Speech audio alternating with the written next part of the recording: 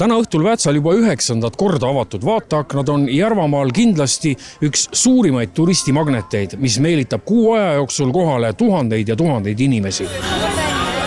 Kuuldavasti oli sellel aastal tahtjaid rohkem kui aknaid oli. Vastab tõele, et sel aastal oli tõesti oktoobri keskpaigaks olid meil kõikidele akendele dekoreerijad juba olemas ja mõned jäid ootama veel järgmist aastat, et lihtsalt aknaid on täpselt 46 ja neid kuidagi siia juurde ei saa. Nüüd see tähendab ainult üht, et järgmine aasta tuleb ka. Absoluutselt, muidugi. On juba kindlad tegijad, kes iga aasta ütlevad, et järgmine aasta mul on see aken, pane juba mulle see kinni ja tulen teen jälle.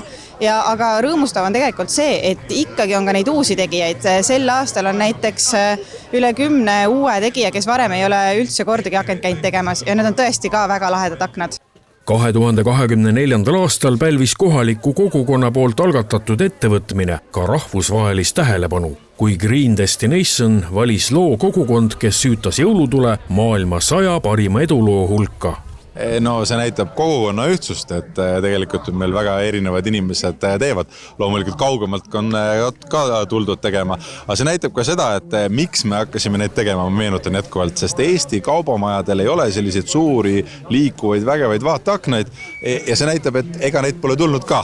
Et kogu Eesti tuleb lõppkokkuvõttes ja Väätsal on nüüd kokku kuu aja jooksul ja vaatab neid aknaid ja see lõpuks näitab, et tegelikult inimestele meeldib selliseid toredaid jõuluasju teha. No kõik need 9 aastat oled sa ise ka teinud vaateakna, et nagu aru ei saada, see on ikkagi tegelikult päris keeruline ettevõtmine.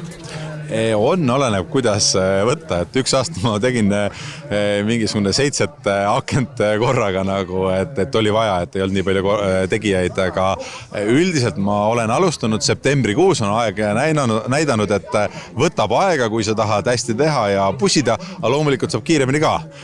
Aga tegelikult see nii-öelda nokitsemine on hea, et kui sa pead peaga tööd tegema, siis vahepeal nokitsemine aitab sul puhatada ja ennast välja lülitada. No jõuluvana kostüümis inimesi ka see ringi liikumas näha, et olete jõudnud ringi vaadata, kuidas tundub sellel aastal? No väga äge on, ma ütlen ausalt, et ma olen siin küll esimest korda, 9. aasta on see aasta, ma esimest korda ja võrratu, et milline vaev on nähtud ja palju on ikkagi tööd tehtud, üliäge, soovitan tulla kõigil vaatama.